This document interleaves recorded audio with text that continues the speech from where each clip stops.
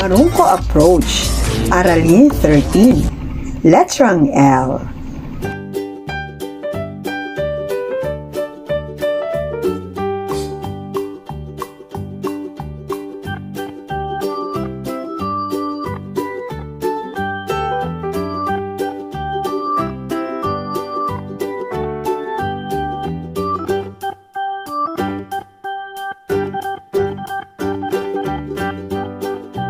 Ngayon ay nasa Aralin 13 na ng ating Marungko booklet.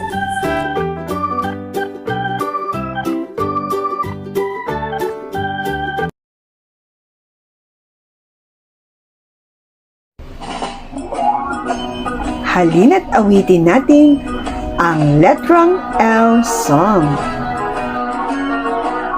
Bawat letra may tunog, bawat letra may tunog. Ang bawat letra ay may kanyang tunog. Ito si Mama L, ito si Baby L. Pag-aralan natin ang letrang L. Lapis, laso, lagari, lobo, lamok, loro, lababo, lolo. Ang tunog ng letrang L ay Mga bagay na nagsisimula sa letrang L.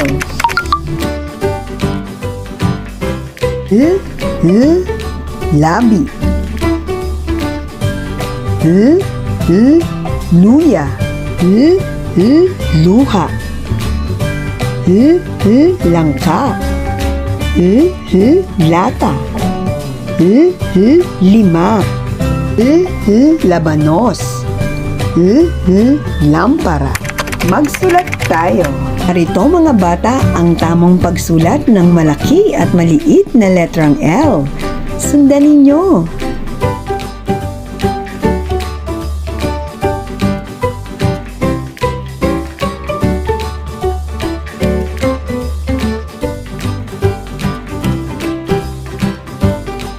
Ang husay-husay mo na. Very good. Magbasa naman tayo. Letrang L. Ang tunog ng letrang L ay H, H, H, H. A, La, L, E, Le, L, I, Li, L, O, Lo, L, U, Lu. La, Le, Li, Lo, Lu. Basahin natin ang mga salita. Lo, La, Lola. La, Ta, Lata. La, So, Laso. Lo, Bo, Lobo. U, Lo, Ulo. Lu, Ma, Luma. La, Ki, Lalaki. La, Mesa, Lamesa. La, Ulila. La, Alila. Kas, Malakas.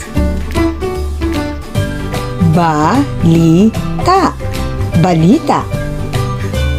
Sahin naman natin ang maikling kwento. Si Lily.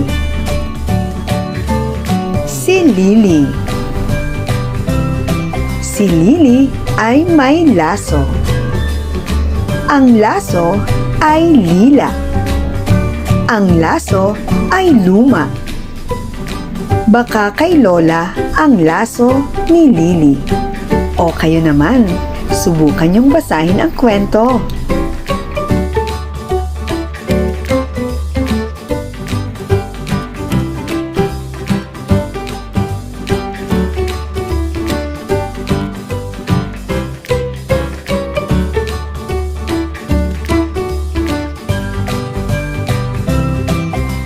Ang galing!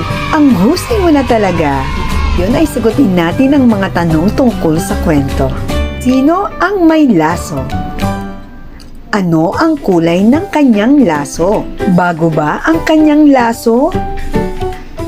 Baka kanino daw ang laso ni Lily? Thanks for watching from Teacher Aina. Happy reading, kids!